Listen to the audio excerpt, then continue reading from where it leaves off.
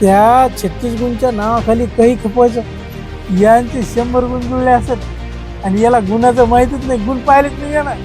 अवगुण सगळे याच्या वाटेला आले. ते 5 वाजला 36 गुण कुठं येतो 36 गुण. आता हे आपल्या घरचा नवरा सोडायचा आणि दुसऱ्याच्या नवऱ्याला खाऊ घालायचं, हे 36 ने 72च गुण आहे ना. त्याला दुखणंच माहित नाही ना, लपवलं गेलं ना, सांगायला गेलं का मारायला आले ना. लग्न जमवताना जे काही 36 गुण जुळवले जातात ते गुण गुण खरंच जुळतात का? नाही, गुणाचा हे फक्त विषय गुण खोटे आहे, फक्त ते नावाला आहे की नाही गुण आहे खरे का खोटे ते महत्वाचं नाही. त्या 36 गुणच्या नावाखाली काही खपवायचं. 36 गुण जुळवण्यासाठी काही बी 5-25 द्यायचे नवरे करून. आणि ते काय ते म्हणजे ते हे ना, या सगळ्या प्रकारात तुमचे सुद्धा गुण जुळले होते का? यांचे गुण तर 100 गुण जुळले जुळले असेल. ना, आता न जुळल्यासारखेच आहे ना. यांचे 100 गुण जुळले असेल आणि याला गुणाचं माहितीच नाही, गुण पाहिलेच नाही ना. अवगुण सगळे याच्या वाटेला आले. ते 5 वाजला 36 गुण कुठं येतो 36 गुण.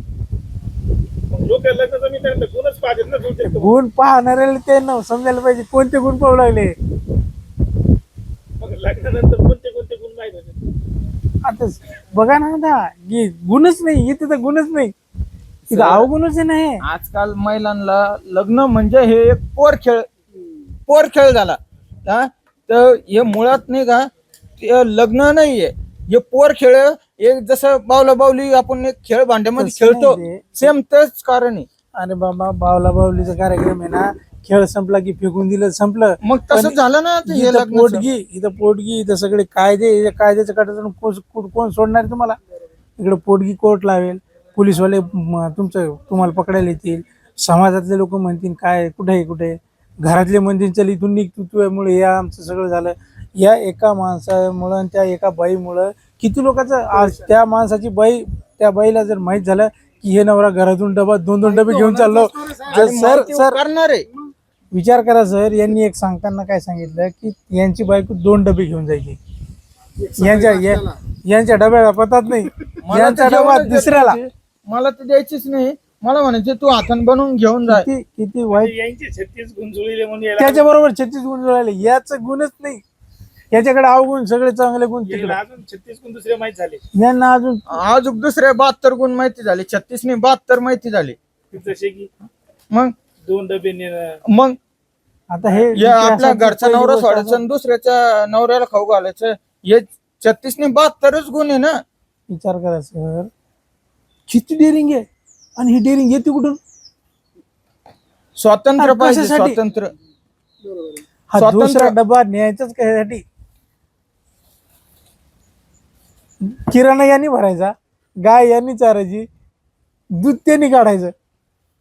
मग कुठेतरी नवऱ्याची बी चूक आहे असं वाटत नाही का बरं? नवऱ्याची चूक काय त्याला माहितच नाही ना. त्याला दुखणंच माहित नाही ना, लपवलं गेलं ना, सांगायला गेलं का मारायला आले ना. आता बायको जर फिरायला त्या यांच्या बरोबर फिरायला जायचं, लेकरं बाळा यांचे, हे नवरा बायको 2 मुली आहे, आणि तो सोबत कशाला. कारमध्ये सोबत. बरं कारमध्ये सोबत तर सोबत हे गार्डन मध्ये फिरणार आणि ते हे आणि यांच्या मुली गार्डन मध्ये फिरणार, आणि तो माणूस करू भाऊ आणि ही बाई गाडीमध्ये बसणार.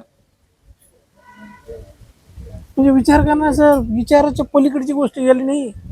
याला कसं आहे, कुठेतरी त्यांचा ज्याचा चांगला स्वभाव त्याचा गैरफायदा घेतला स्वभाव. हो हो, किती नुसता तेच गैरफायदा म्हणणं नाही, नुसता गैरफायदा नाही म्हणजे याला ह्या माणसाचा गैरफायदा, कायद्याचा गैरवापर, आणि महिला म्हणून जे तिला कायद्याने जे पाठबळ दिलेलं आहे त्याचा बी दुरुपयोग किती करणं दुरुपयोग लावला. आहे. त्या बाईनं सगळी पोलीस यंत्रणा आता कामाला लावली, न्यायालयीन यंत्रणा कामाला लावली, वकील लोक कामाला लावले, आणि त्या तिला खर्च नाही ना, काहीच नाही. तिला ती कोर्टात गेली, तिला तिकीट माफ. ती कोर्टात गेल्याबरोबर 60 दिवसाच्या आत तिला पोटगी मंजूर होणार. बरं, त्या पोरी तिच्याकडे, त्याच्यामुळे या 2 पोरी तिची, ती जरी नोकरीला असल्यामुळे पण त्या 2 पोरीच्या पोटगी त्याला द्यावंच लागेल ना. आणि दुसरी गोष्ट, तो जो माणूस आहे ती बाई, त्या बाईचं बी वाटोळंच आहे ना. ती बिचारी कुठेतरी माऊली तिचंही आयुष्यात तिच्या लेकरा हो, आज ना त्याच्या उद्या- मुलाचं लग्न झालेलं आहे. म्हणजे पहा, विचार करा आता हे त्याच्या मुलाचं एप्रिल 2025 ला लग्न झालं, 24 ला. हा, म्हणजे सून आहे ना आता. त्या आता ज्या सुनेला माहीत झालं की आपला सासरा दुसरीकडं दुसरे डबे खातो, मग त्याची सोन इथली वरजडीची आहे. सासरा आता असं आहे, जे विवाहबाह्य संबंधाचं प्रमाण वाढत चाललंय हो. त्याला नेमकी काय कारण आहेत बरं? त्याचं कारण असं आहे सर की याच्यामध्ये फक्त तुम्ही करता म्हणून मी करतो, वास्तविक जी जबाबदारी आहे, जी एक पुरुष म्हणून किंवा बायको म्हणून जी जबाबदारी स्वीकारायला पाहिजे त्या बाईने ती स्वीकारलेलीच नाही.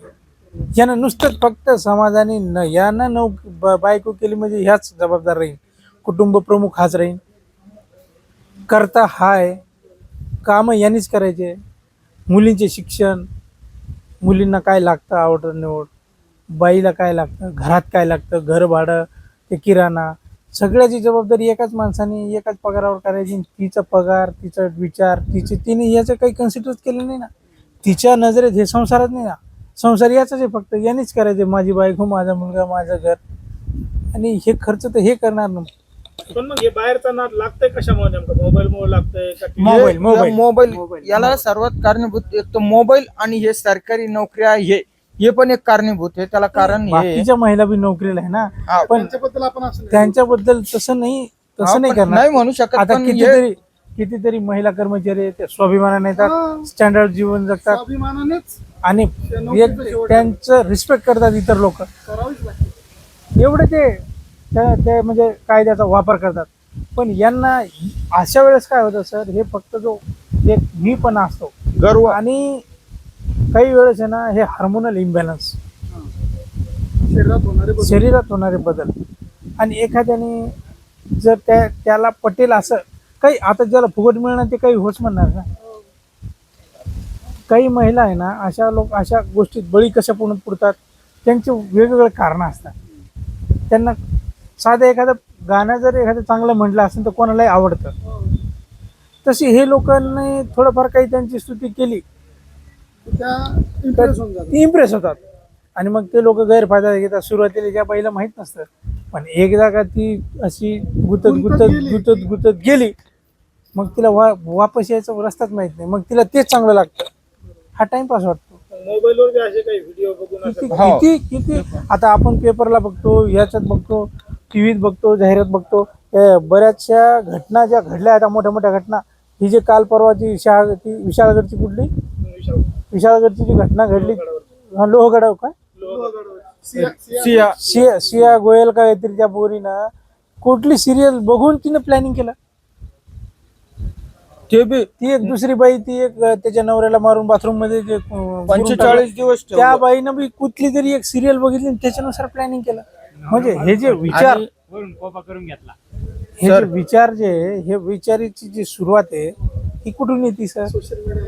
हे आणि एक थोडीफार एक घट झाली असेल, मग नवरा बायकोच्या चार भिंतीच्या आत काय होईल माहित नाही, पण मग ती एक गोष्ट जर तिने ती मनात धरली, हे तर ती त्या दिवशी विसरून गेला असेल, पण तिने ती एक शब्द धरला आणि त्याच्यापासून तिने सर्चिंग केलं, जसं रिसर्चच केला, आणि त्याचा शेवट आणि त्याचे परिणाम किती आहे. आता त्यांना जरी कळालं चूक, 5 वर्षानंतर चूक करून काय उपयोग, जेव्हा पण खालून बी जाणलं जाईल वरून बी चाललं जाईल. किती वाईट अवस्था आहे. कुटुंब व्यवस्था जी आहे ना, ती धोक्यात आलेली आहे. त्याच्यामुळे मोबाईलचा वापर जो आहे त्याला आपण बंधन करणार आहे का? कारण ते तुमच्या आमच्या एकाच्या हातात नाही.